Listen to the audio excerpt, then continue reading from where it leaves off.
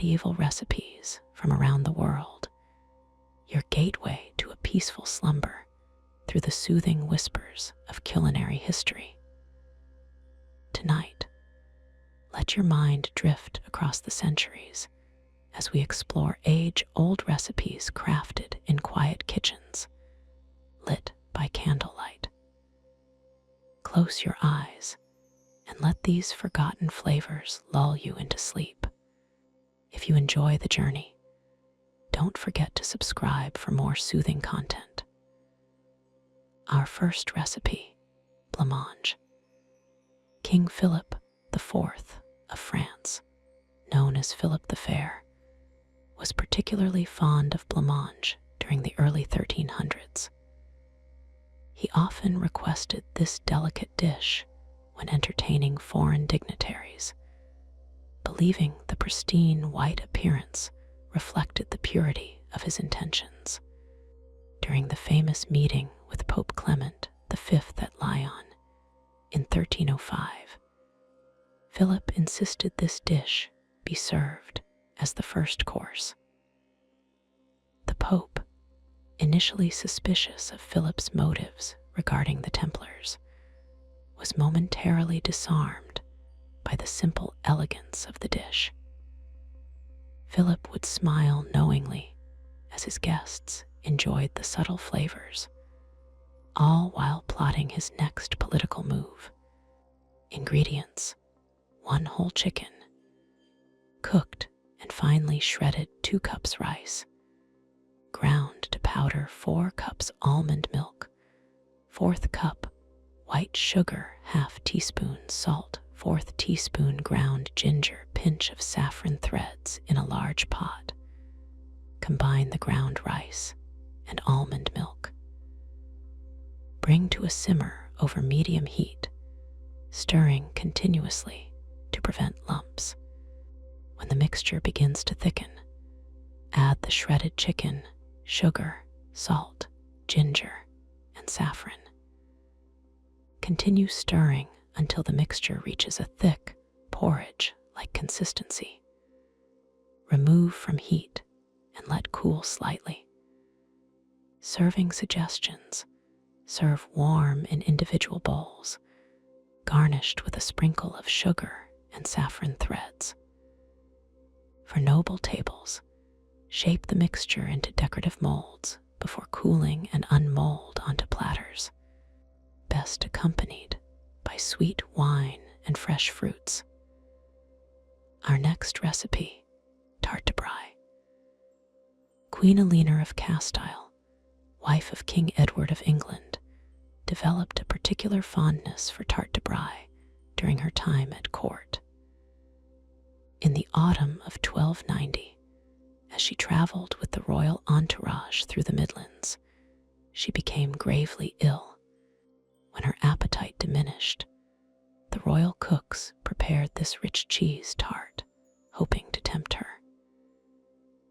It was said that in her final days at Harby, Nottinghamshire, this was one of the few dishes she would eat.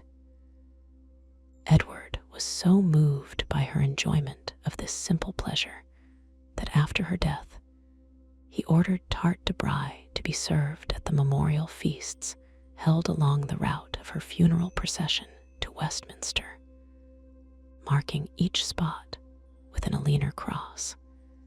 Ingredients: 1 round of pastry dough, enough for a 9-inch tart, 8 Oz soft brie or similar cheese.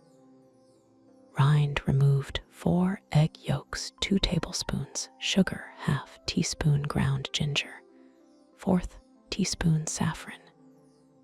Ground and steeped in 1 tablespoon warm water, pinch of salt. Line a pie dish with the pastry dough, creating an edge about 1 inch deep. In a bowl, mash the brie cheese until smooth. Add the egg yolks and mix well to combine. Stir in the sugar, ginger, saffron with its steeping water, and salt. Pour the mixture into the pastry shell. Bake in a moderate oven, 350 degrees, until set, and lightly golden, about 25–30 minutes. Serving suggestions allow the tart to cool slightly before serving. Cut into small wedges and serve warm, not hot. For a royal table, decorate the top with a light dusting of additional sugar and a few saffron threads. Pair with honeyed wine or mead for an authentic medieval experience. Our next recipe, Fermenti. King Richard of England, a known connoisseur of fine foods, particularly enjoyed fermenti during the Christmas feasting season. On Christmas Eve in 1383, when the young king was only 16, he hosted an elaborate celebration at Eltham Palace. The night was bitterly cold, and Richard insisted that the meal begin with steaming bowls of fermenti to warm his guests. The Duke of Gloucester, his uncle and rival, was initially disdainful of such a simple dish appearing at the royal table. However, after tasting the sweet, spiced wheat porridge enriched with venison broth from the royal hunt, he grudgingly acknowledged the king's good taste. Richard, observant of these court politics, took note of his uncle's reaction, later remarking to his confidants that even the simplest of foods could reveal a man's character. Ingredients: 1 cup cracked wheat or bulgur, 2 cups venison or beef broth. Water can be substituted. 1 cup almond milk, 2 tablespoons honey, 1/4 teaspoon ground cinnamon, 1/4 teaspoon ground ginger, pinch of saffron threads, 2 egg yolks, optional. For richer version, 1/2 cup dried currants, optional. Soak the cracked wheat in cold water overnight, then drain. In a large pot, bring the broth to a boil. Add the soaked and drained wheat, reduce heat, and simmer until tender, about 15–20 minutes. Add the almond milk, honey, cinnamon, ginger, and saffron. Simmer gently for another 10 minutes, stirring occasionally. If using egg yolks, beat them in a separate bowl, then temper by gradually adding some of the hot mixture. Return the tempered egg mixture to the pot and stir well. If using, add the currants and cook for another 5 minutes. Serving suggestions: serve hot in individual bowls. For a royal feast, garnish with additional currants and a sprinkle of spices. Fermenti is traditionally served as a side dish with venison or other game meats, but can also be served as a morning porridge with additional honey, or as a sweet dish to conclude a meal. Our next recipe, macarons. Isabella of France, the notorious she-wolf of France and queen consort to Edward II of England, took comfort in macarons during her turbulent years at the English court. In 1323, during a particularly tense period when her relationship with Edward was deteriorating, she hosted a private dinner for her French attendants. Away from the prying eyes of the English courtiers, she requested this simple pasta dish, reminiscent of the cuisine she had enjoyed in her homeland. As she dined with her loyal companions in her chambers at the Tower of London, Isabella spoke openly about her frustrations with her husband and his favorites, particularly Hugh Despenser the Younger. It was over plates of these cheese-covered noodles that she began to formulate plans that would eventually lead to Edward's deposition. Her confidants would later recall how the Queen seemed to draw strength from this humble dish, a reminder of simpler times before her marriage. Ingredients: 2 cups all-purpose flour, 2 eggs, water, as needed 8 Oz hard cheese, such as aged cheddar, grated 4 tablespoons butter, salt to taste. Mix the flour and eggs together, adding small amounts of water as needed to form a stiff dough. Knead the dough until smooth, then let it rest for 30 minutes. Roll the dough out thinly and cut into strips about 1/2 inch wide and 2 inches long. Bring a large pot of salted water to a boil. Add the pasta strips and cook until tender but firm, about 5-7 minutes. Drain the pasta well. In a separate pan, melt the butter over low heat. Layer the cooked pasta and grated cheese in a deep dish, starting and ending with cheese. Pour the melted butter over the top. Serving suggestions: serve hot as a main dish or as an accompaniment to roasted meats. For a royal table, garnish with finely chopped fresh herbs or a sprinkle of spices like nutmeg or pepper. This dish was typically served in communal bowls from which diners would help themselves. But for more refined settings, it can be presented in individual portions. Our next recipe: crustade lombard. King Henry VIII of England, despite his reputation as a warrior king, had a noted sweet tooth. In the days before the Battle of Agincourt in October 1415, as he prepared his famous Band of Brothers speech, Henry's cooks prepared a crustade lombard to lift his spirits. The rich custard pie had been a favorite of his since childhood, and in these tense moments before battle, he found comfort in this familiar taste. His closest knights joined him in his tent as he dined on this treat, using the informal moment to strengthen their bonds.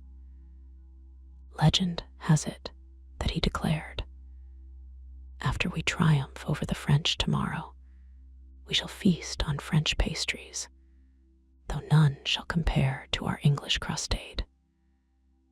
The next morning, his confidence bolstered by this small comfort from home, Henry led his outnumbered forces to one of history's most famous military victories.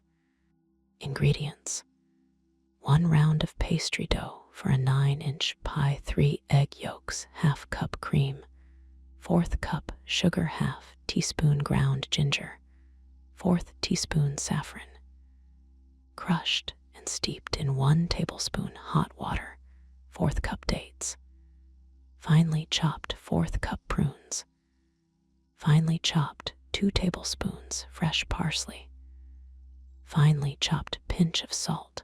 Preheat oven to moderate heat, 350 degrees. Line a pie dish with the pastry dough, creating a shell about 1 inch deep. Partially bake the pastry shell until it begins to firm, about 10 minutes. In a bowl, beat together the egg yolks and cream. Add the sugar, ginger, saffron with its steeping water, chopped dates, prunes, parsley, and salt. Mix thoroughly until well combined. Pour the mixture into the partially baked pastry shell. Return to the oven and bake until the custard is set, approximately 25-30 minutes. Serving suggestions: allow the crustade to cool slightly before serving warm. For a royal presentation, garnish with additional chopped dates and a light sprinkle of sugar. This rich dessert works well following game dishes or poultry. Traditionally served at feasts, it can be cut into small pieces as its richness means a little goes a long way. Our next recipe, compost. Richard II of England, known for his refined tastes and extravagance, had an unexpected appreciation for compost, a pickled vegetable dish that appeared frequently on his tables at Westminster Palace in the late 14th century. The young king, whose cooks compiled the famous cookbook, The Form of Curry, was particularly fond of having this dish served during the long winter months when fresh produce was scarce. During his reconciliation feast with the Lord's Appellant in 1389, Richard insisted that golden bowls of compost be placed at intervals down the great table.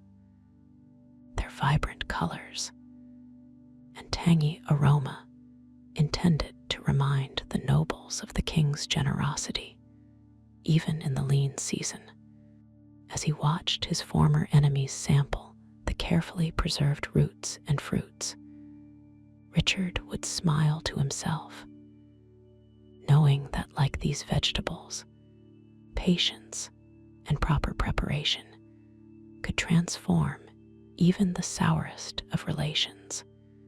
Ingredients: 2 cups carrots, peeled and cut into rounds, 2 cups parsnips, peeled and cut into pieces 1 cup turnips, peeled and cut into pieces 1 cup white cabbage, finely sliced 2 firm pears, cored and cut into chunks, ½ cup dried currants, 2 cups white wine, 1 cup, honey, ½ cup wine vinegar, 1 tablespoon, mustard powder, 1 teaspoon ground, ginger, 1 teaspoon ground, cinnamon, ½ teaspoon ground, cloves, 1 teaspoon salt in a large pot. Bring lightly salted water to a boil. Add the carrots, parsnips, and turnips and boil for about 5-7 minutes until just tender. Add the cabbage and pears and continue cooking for another 2 minutes. Drain the vegetables and fruits well and place in a large bowl. In a saucepan, combine the wine, honey, vinegar, mustard, ginger, cinnamon, cloves, and salt. Bring to a boil, then reduce heat and simmer for 10 minutes.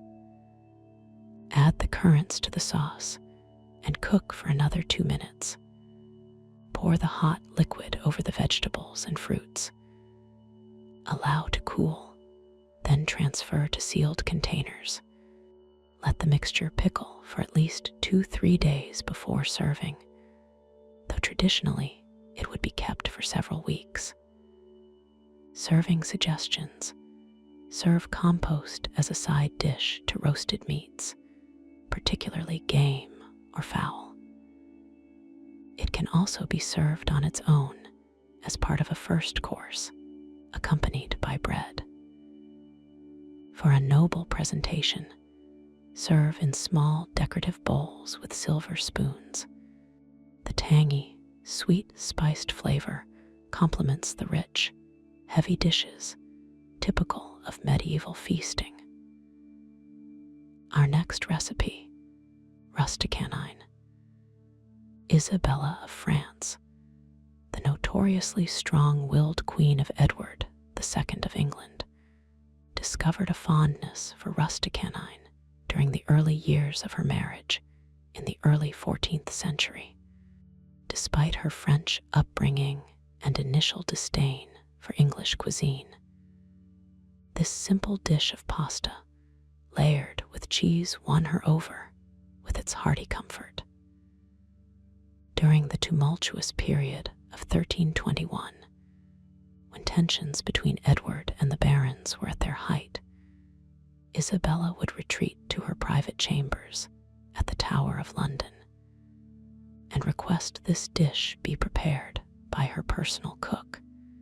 It was said that that on the eve of her diplomatic mission to France in 1325, she insisted on having rusticanine served, explaining to her confidantes that she wished to have the taste of her adopted homeland to fortify her for the journey.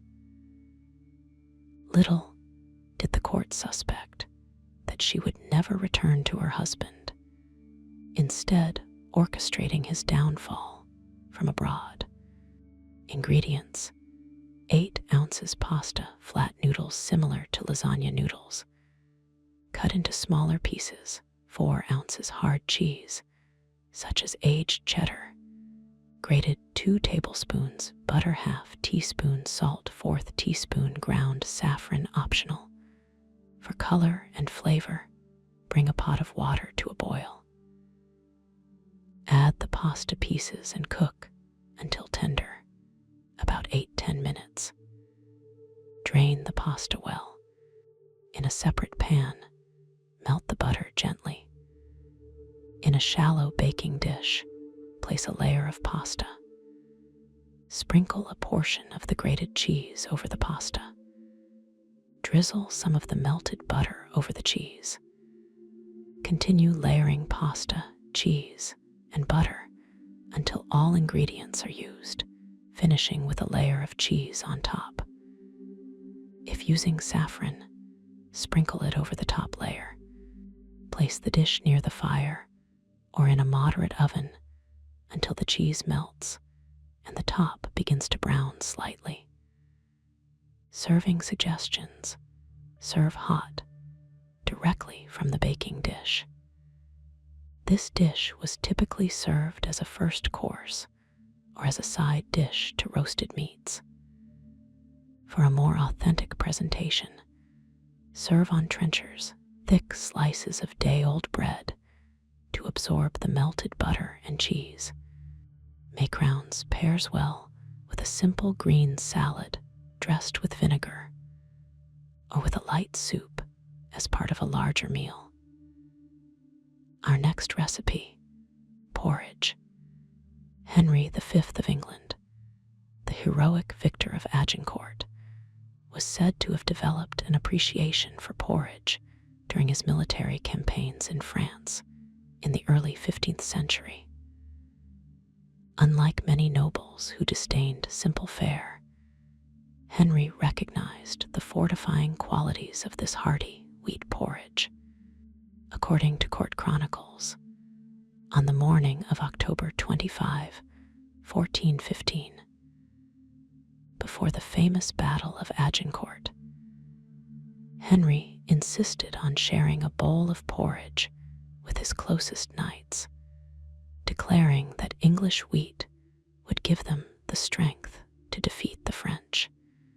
The dish was prepared with the last of their saffron and sweetened with honey, a royal touch even in dire circumstances.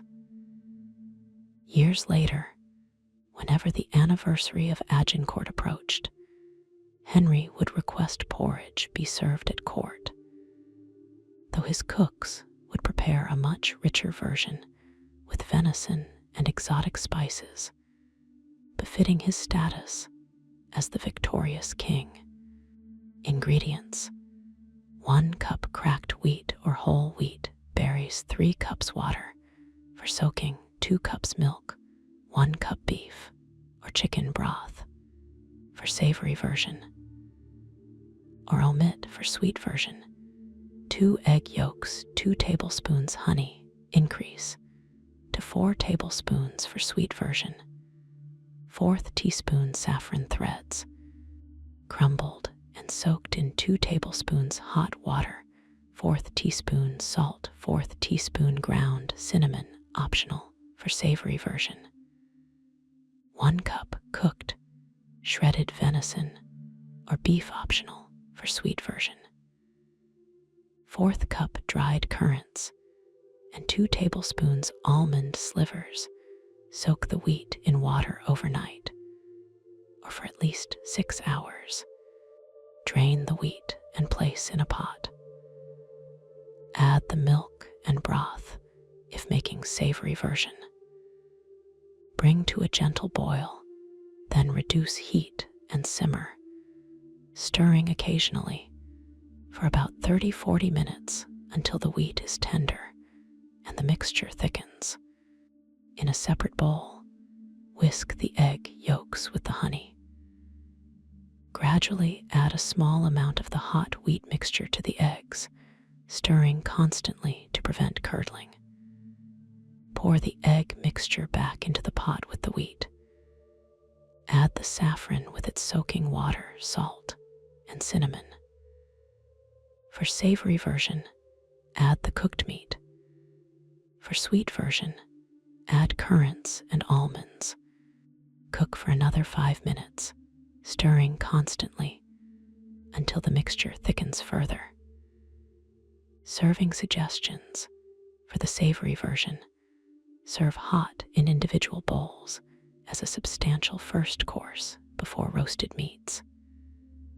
For the sweet version, serve warm or cold, perhaps topped with a sprinkle of additional cinnamon or a drizzle of honey.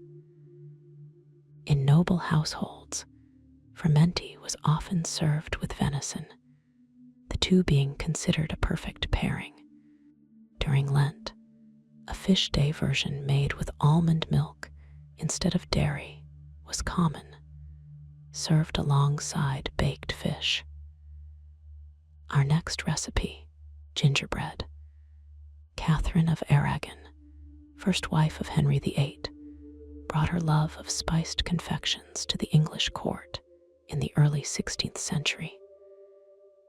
Medieval gingerbread, a dense, honey-sweetened confection quite unlike modern gingerbread, became a particular favorite of hers. During the Christmas festivities of 1515, when Catherine was still in favor and had recently given birth to Princess Mary, she commissioned the royal confectioners to prepare elaborate displays of gingerbread molded into the shapes of castles and heraldic beasts, gilded with edible gold leaf. These treats were distributed as gifts to courtiers and visiting dignitaries, a symbol of the Queen's generosity. It was said that in her later years, when she was banished from court and living in relative isolation at Kimbolden Castle, Catherine would still order gingerbread to be made according to her Spanish-influenced recipe, finding comfort in the familiar taste that reminded her of happier days. Ingredients: 1 cup honey, 2/2 cups fine breadcrumbs from day-old white bread, 1 tablespoon ground ginger, 1 teaspoon ground cinnamon, 1/2 teaspoon ground black pepper, 1/4 teaspoon ground cloves, pinch of saffron threads, crushed optional. For color, 2 tablespoons rose water, optional, pinch of salt, whole cloves, pine nuts, or blanched almonds for decoration in a saucepan.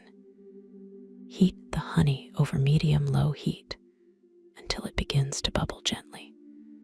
Remove from heat and stir in the ginger, cinnamon, pepper, cloves, saffron, if using, rose water if using, and salt. Gradually mix in the breadcrumbs, stirring constantly until you have a thick, moldable paste. Return the mixture to low heat if necessary to make it more pliable. Transfer the warm mixture to a wooden board or clean work surface dusted with a little more breadcrumbs.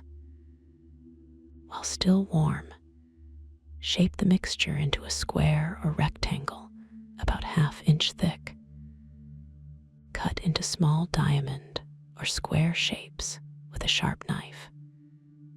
Press whole cloves, pine nuts, or almonds into the top of each piece for decoration. Allow to cool completely until firm. Serving suggestions: serve at room temperature as part of a dessert course or as an after-dinner sweet with spiced wine. In medieval courts, gingerbread was often presented on decorative platters lined with fresh bay leaves or elaborately folded napkins. The firm texture makes it ideal for carrying in one's pocket as a sweet treat throughout the day, as was common practice among nobles. For special occasions, the finished pieces can be gilded with edible gold leaf to create a truly royal confection. Our next recipe, sikbaj vinegar stew. Saladin, the first sultan of Egypt and Syria, was known to request sikbaj during important diplomatic meetings. In 1187, after his victory at the Battle of Hattin, he hosted several defeated crusader nobles for a tense meal. Saladin, ever the gracious victor, served this sweet and sour stew to demonstrate both the sophistication of Islamic cuisine and his own magnanimity. The Christian knights, expecting harsh treatment, were surprised by the complex flavors of the dish. The pleasant interplay of vinegar's sharpness with honey's sweetness mirrored the Sultan's reputation for being both fierce in battle and merciful in victory. Saladin was observed taking particular pleasure in explaining the ancient Persian origins of the dish to his captive audience, using the meal to bridge cultural divides, even as he negotiated terms of surrender. Ingredients: 2 pounds lamb shoulder, cut into 1-inch cubes, 1 large bone from lamb. For flavor, 1 bunch fresh coriander, cilantro. Tied with string, 2 sticks cinnamon bark, 2 teaspoons salt, 4 tablespoons olive oil, 2 large onions. Finely chopped 1 leek, white part only. Sliced 2 carrots. Diced ½ cup wine vinegar, 1/4 cup. Honey, ½ teaspoon ground coriander, 1/4 teaspoon ground black pepper, 1/4 teaspoon ground cassia. Or cinnamon, place lamb pieces and bone in a large pot and cover with water. Add fresh coriander bundle, cinnamon bark, and salt. Bring to a boil, then reduce heat and simmer for 1 hour, skimming any foam that rises to the surface. Meanwhile, heat olive oil in a separate pan and sauté the onions, leek, and carrots until softened but not browned. When meat is tender, remove the coriander bundle, cinnamon sticks, and bone. Add the sautéed vegetables to the meat pot. Stir in the vinegar, honey, and ground spices. Simmer for another 30 minutes until the stew thickens slightly and flavors meld. Taste and adjust seasoning if needed. Serving suggestions: serve hot in shallow bowls accompanied by flatbread for sopping up the flavorful broth. Traditionally presented at the beginning of a formal meal for distinguished guests. Garnish with a few fresh coriander leaves before serving. In authentic medieval settings, this dish would be eaten using the right hand and pieces of bread as utensils. Our next recipe, Tharida medieval bread soup. When Mansa Musa, the legendary ruler of Mali, made his famous pilgrimage to Mecca in 1324, he was introduced to Tharida during his stay in Cairo.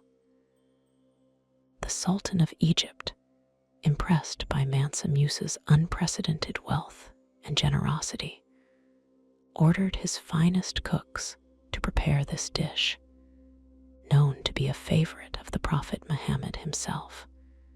Mansa Musa, though accustomed to the richest of foods due to his vast gold reserves, was captivated by the humble yet satisfying combination of broth, soaked bread, and tender meat.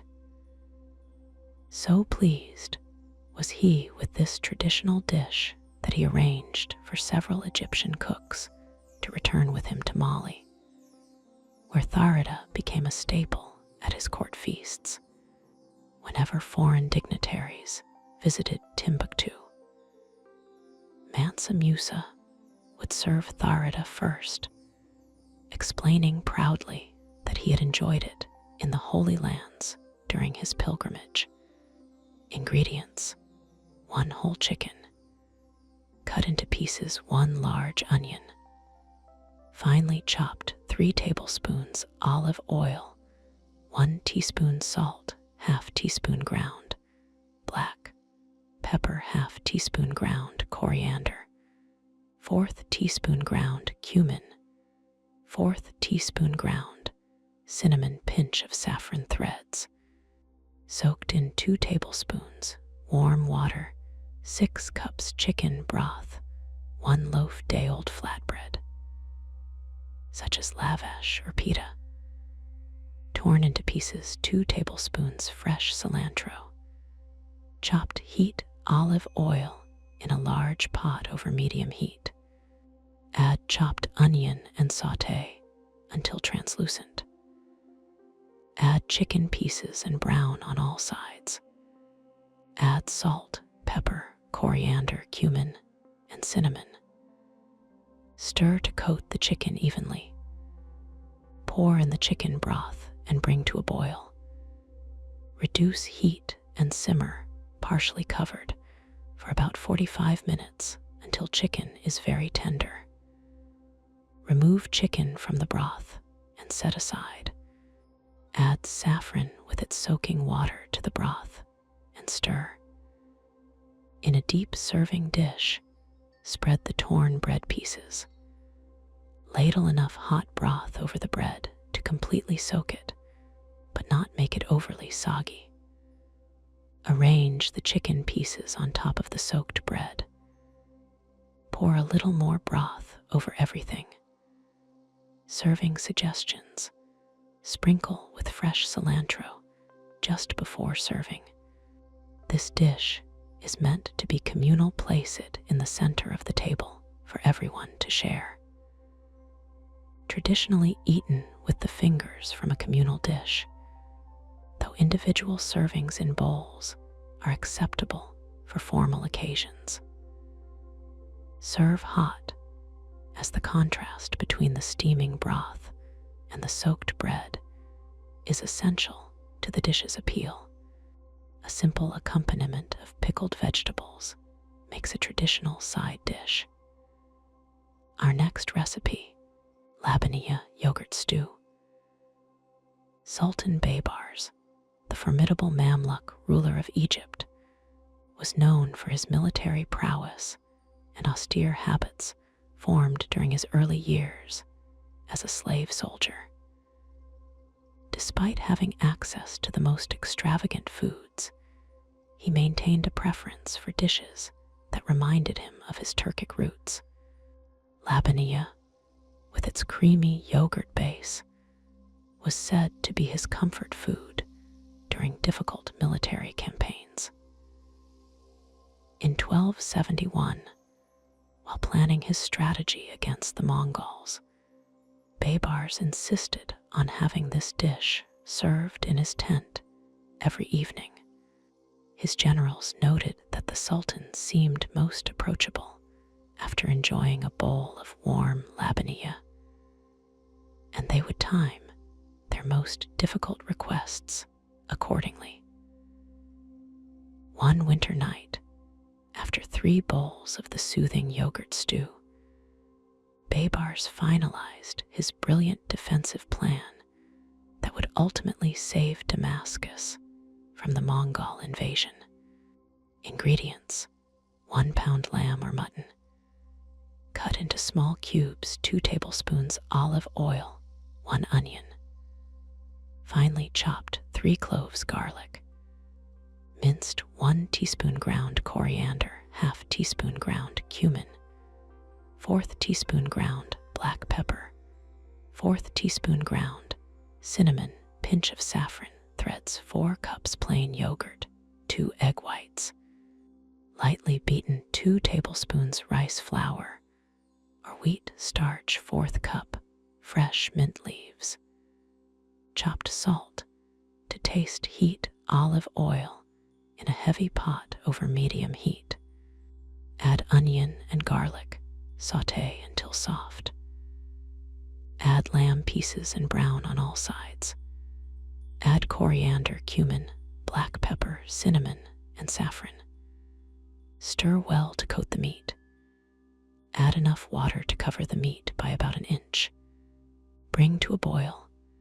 Reduce heat and simmer, covered, for about 1 hour until meat is tender.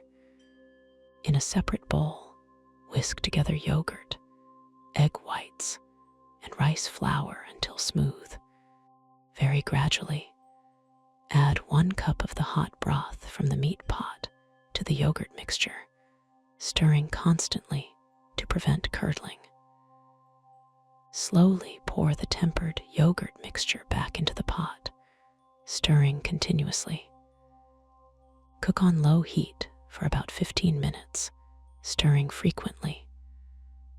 Never allow it to boil or the yogurt will separate. Add salt to taste and most of the chopped mint. Serving suggestions. Serve hot in shallow bowls, garnished with the remaining fresh mint leaves, traditionally accompanied by flatbread and a side of pickled vegetables. This dish was often presented as part of a larger meal featuring several dishes. For a truly authentic experience, serve with rice prepared in the medieval fashion, cooked with saffron and butter until each grain is separate. The cooling effect of the yogurt makes this an ideal main course for warm weather. Our next recipe, Mamuniyah sweet semolina pudding.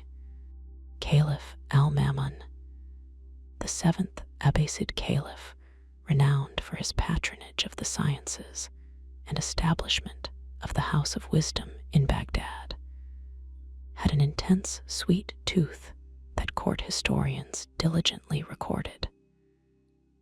This luxurious pudding was created specifically for him and named in his honor. During the translation movement of the early 9th century, Al-Mamun would hold intellectual gatherings where scholars debated astronomy, mathematics, and philosophy. After particularly vigorous discussions, he would call for Mamuniyah to be served, claiming the sweet dish helped clarify his thoughts. According to court records, in 820, after tasting a particularly excellent preparation of his namesake pudding, the caliph was inspired to fund an expedition to measure the circumference of the earth. The mathematicians and astronomers present at the feast were immediately commissioned, their mouths still sweet from the pudding. Ingredients: 1 cup semolina, half cup clarified butter, ghee, 2 cups whole milk, 1 cup sugar, 1/4 teaspoon ground cardamom, 1/4 teaspoon saffron threads, crushed and dissolved in 2 tablespoons warm milk, 1/3 cup blanched almonds, roughly chopped 1/4 cup pistachios, chopped 2 tablespoons rose water in a heavy bottomed saucepan. Melt the clarified butter over medium heat. Add the semolina and stir continuously until it takes on a golden color and releases a nutty aroma, about 5-7 minutes. Slowly pour in the milk while stirring constantly to prevent lumps from forming. Add the sugar and continue to stir until it dissolves completely. Add the cardamom and saffron milk, stirring to distribute evenly. Continue cooking on low heat, stirring frequently until the mixture thickens to a soft pudding consistency, about 10-15 minutes. Stir in half of the chopped almonds and pistachios. Remove from heat and stir in the rose water. Serving suggestions: pour into a shallow serving dish and allow to cool slightly. Sprinkle the remaining almonds and pistachios over the top in a decorative pattern. Serve warm or at room temperature, never cold. In medieval courts, this would be presented in fine porcelain bowls and eaten with spoons made of precious metals. For special occasions, press the warm pudding into decorative molds before serving. Rose water should be sprinkled over the pudding just before presentation to release its fragrance. Next recipe: Himaz Kasa, medieval hummus. Battuta, the famous Moroccan explorer who traveled more extensively than any other medieval figure, discovered Himaz Kasa during his journey to Damascus in the 14th century.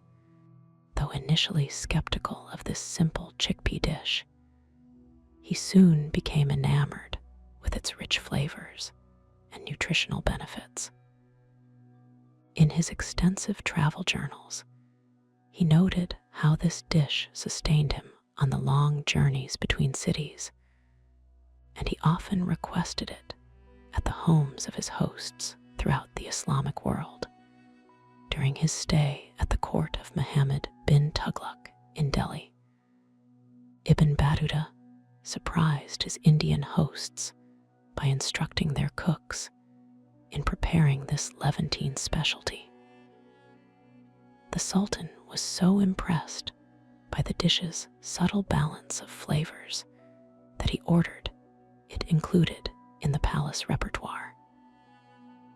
Ibn Battuta later remarked that he could trace his journey across 3 continents by the regional variations of Himaz Kasa he encountered. Ingredients: 2 cups dried chickpeas, soaked overnight 1 teaspoon baking soda 4th cup, tahini, sesame paste, 3 tablespoons fresh lemon, juice 2 tablespoons wine vinegar. As used in medieval recipes: 4 cloves garlic, crushed 1 teaspoon salt, 1/2 teaspoon ground cumin, 1/4 teaspoon ground coriander, 2 tablespoons olive oil, fresh parsley, chopped ground sumac for garnish. Drain the soaked chickpeas and place in a large pot with fresh water. Add baking soda. Bring to a boil, then reduce heat and simmer for about 1.5 hours until chickpeas are very soft. Drain the chickpeas, reserving about 1 cup of the cooking liquid. While still warm, crush the chickpeas using a mortar and pestle for authenticity, or use a food processor for a modern approach. Add the tahini, lemon juice, wine vinegar, crushed garlic, salt, cumin, and coriander. Continue crushing or processing until smooth. If the mixture is too thick, add some of the reserved cooking liquid until you reach the desired consistency. Transfer to a serving dish and create a shallow well in the center with the back of a spoon. Pour olive oil into the well. Serving suggestions: sprinkle with chopped parsley and sumac before serving. Serve at room temperature with with warm flatbread for dipping. In medieval times, this dish was often presented as part of a mess spread, alongside pickled vegetables and olives. For a more substantial meal, served with grilled meats, the medieval version was typically more rustic in texture than modern hummus. So don't worry if it's not perfectly smooth. Next recipe, Andalusian chicken. Queen Isabella of Castile, though known for her role in the Reconquista that ended Islamic rule in Spain, secretly harbored a passion for Moorish cuisine.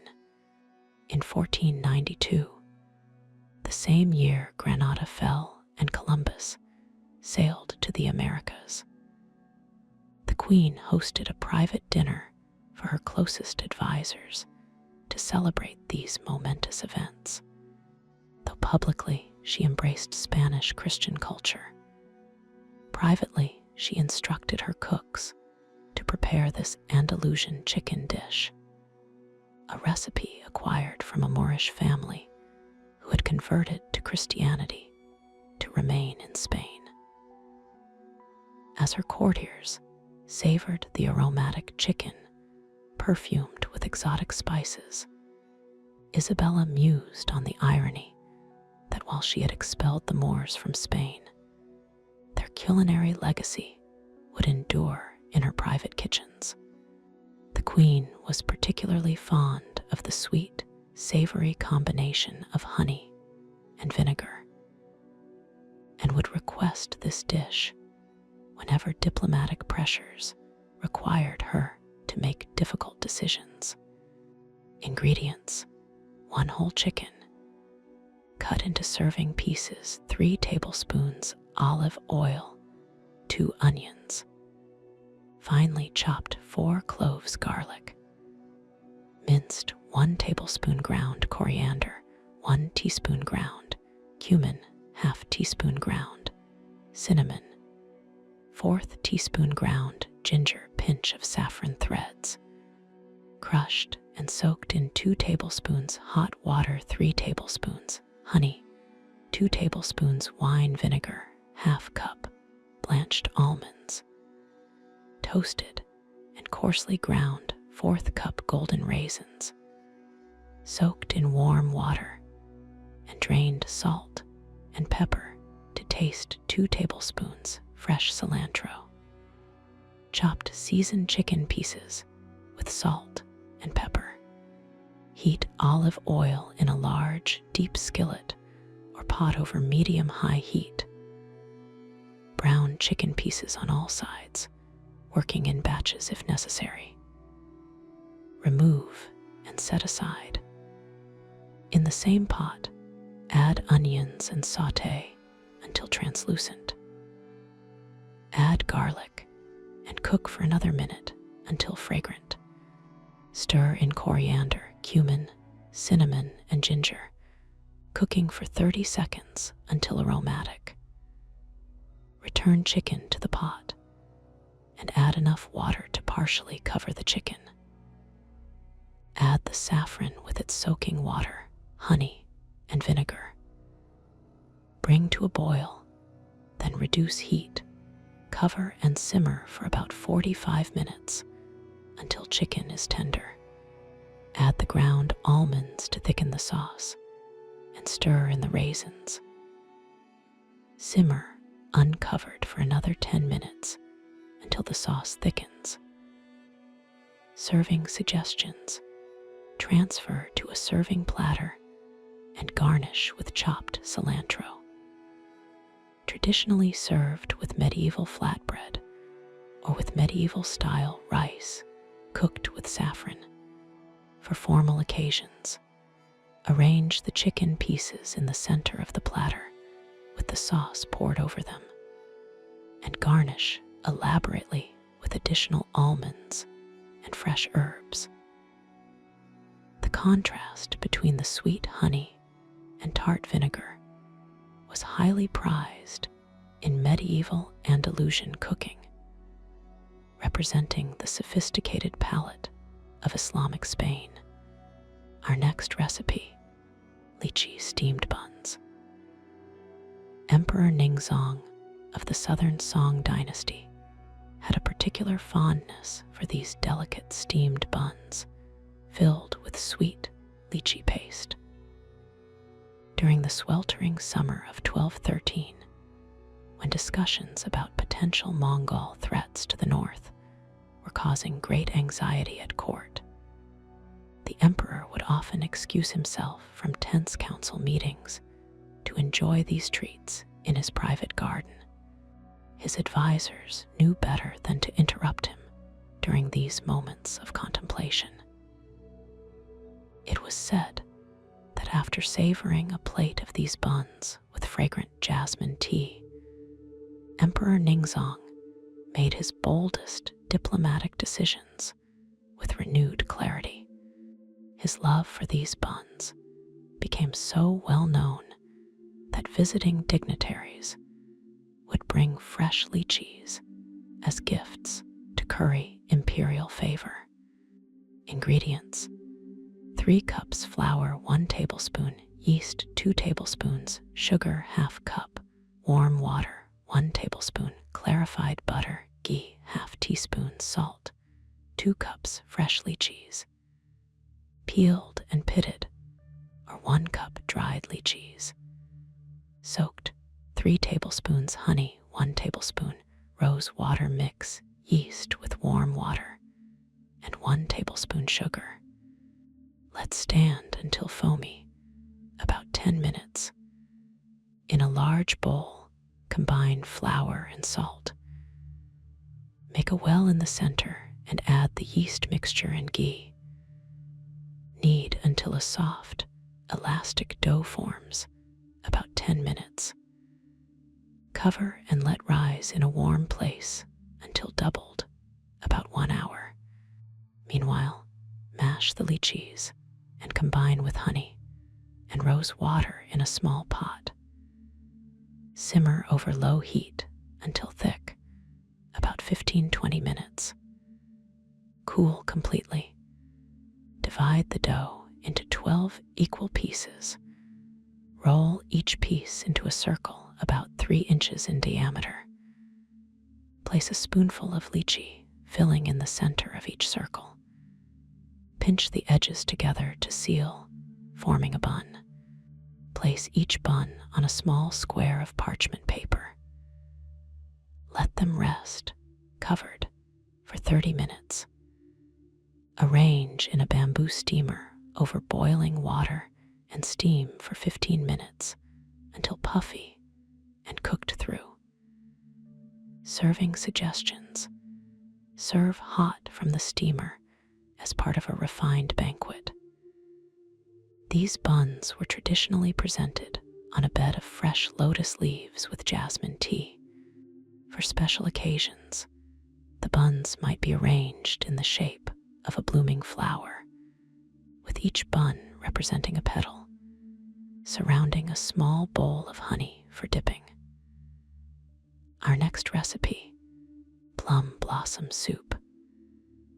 Zhao Gu, Emperor Gaozong of Song, developed a deep appreciation for this elegant soup following his retreat to the southern territories after the fall of northern China to the Jin dynasty in the winter of 1138, as he established his court at Hangzhou. Local scholars presented this dish to commemorate the resilience of the Song dynasty. The emperor was particularly moved by the plum blossom shapes floating in the clear broth, seeing them as symbols of perseverance through hardship. Thereafter, he requested this soup be served at every winter solstice celebration, remarking how the delicate dumplings resembled plum blossoms blooming against the snow. Court historians noted that the emperor would grow contemplative while eating this dish, often speaking of his hopes to one day reclaim the northern territories. Ingredients: 6 cups chicken broth, 1 cup rice flour 1/4 cup, wheat starch 1/2 cup warm water, 1 teaspoon salt, 1 tablespoon fresh ginger, minced 2 green onions, finely sliced 1 tablespoon HYSTERICALly wine, 2 tablespoons dried plum blossoms, or substitute with 1 tablespoon plum paste, 1 teaspoon white pepper. Mix rice flour and wheat starch with warm water and salt to form a smooth dough. Cover and let rest for 30 minutes. Roll the dough thin and cut into small 5-petaled flower shapes using a knife or small cookie cutter. Bring the chicken broth to a simmer in a large pot. Add ginger and plum blossoms. Carefully drop the dough flowers into the simmering broth and cook for 3-4 minutes until they float to the surface. Add the HYSTERICALly wine and white pepper. Adjust seasoning if needed. Garnish with sliced green onions just before serving.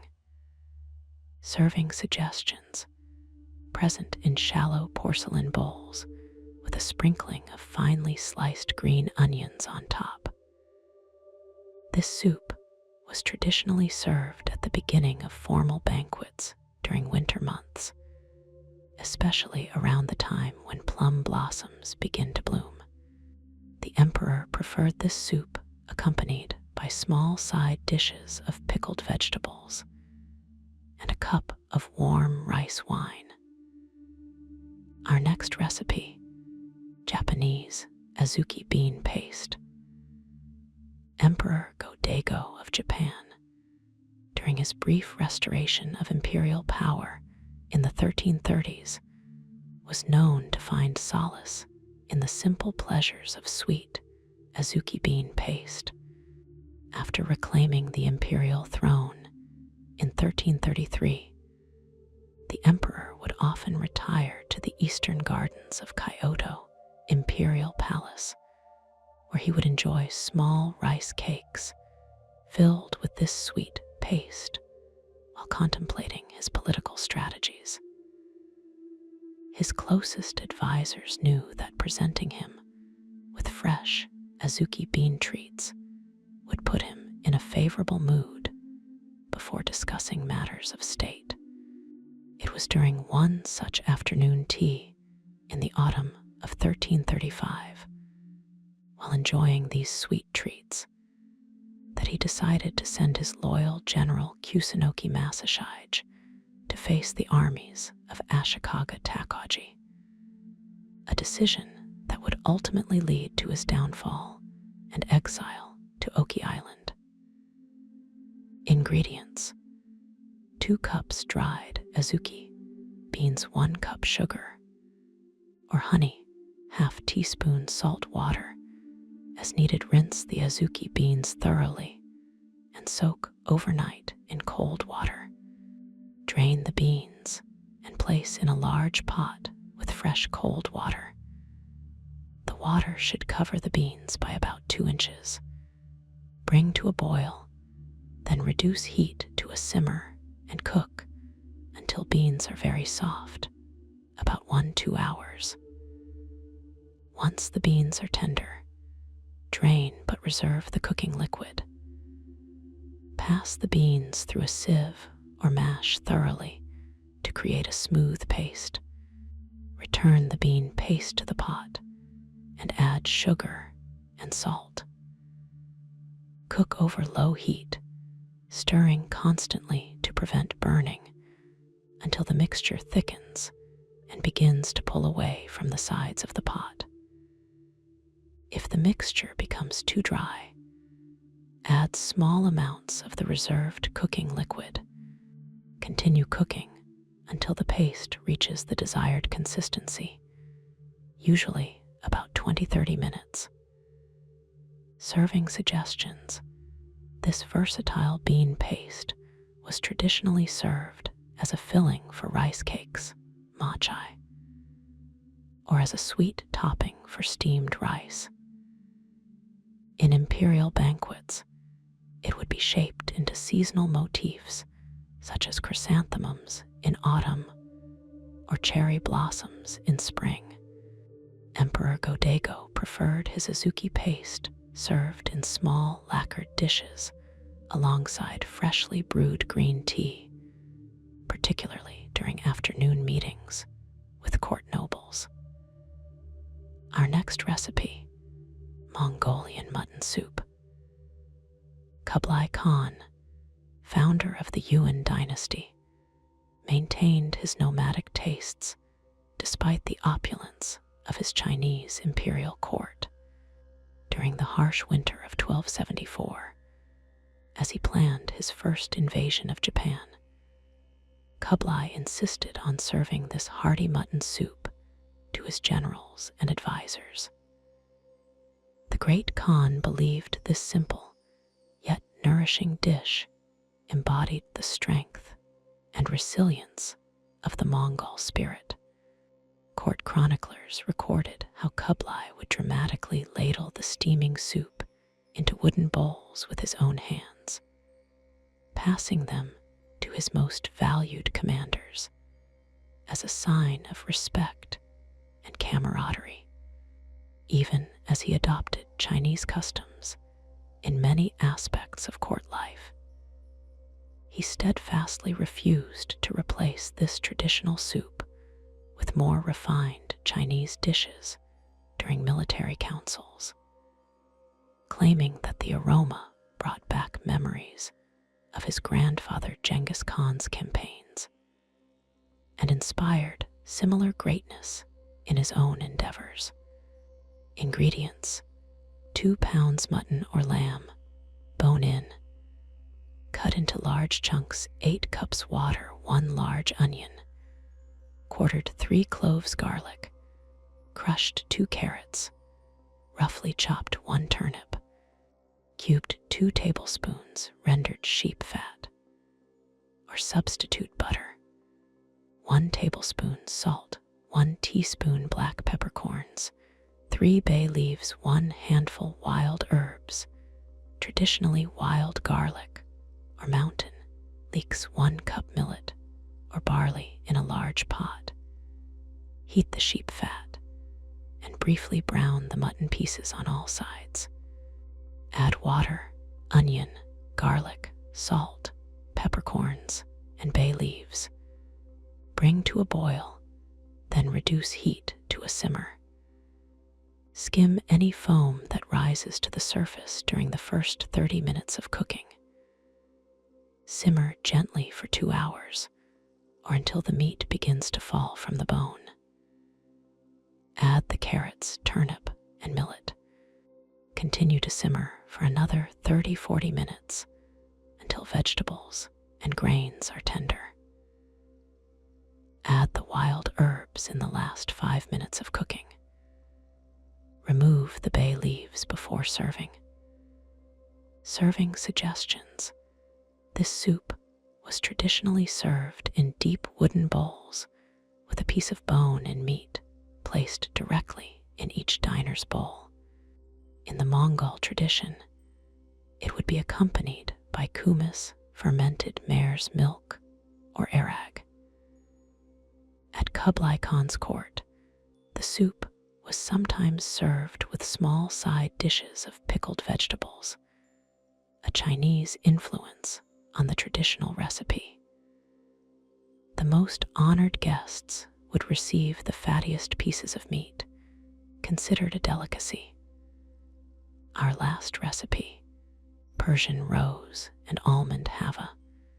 Shah Rukh, son of Timur and ruler of the Timurid Empire, had an insatiable sweet tooth that was particularly satisfied by rose and almond hava. Following his restoration of diplomatic relations with Ming Dynasty China in 1419, he hosted an elaborate feast for the returning ambassadors, where this hava was served as the crowning dish. Court poets noted how the Shah would close his eyes in pleasure with each bite, momentarily setting aside matters of state to savor the delicate balance of sweetness and floral notes. During Nora's celebrations in 1420, Shah Rukh commissioned a special version of this hava shaped into astronomical motifs, reflecting his deep interest in the celestial sciences promoted at his court in Herat.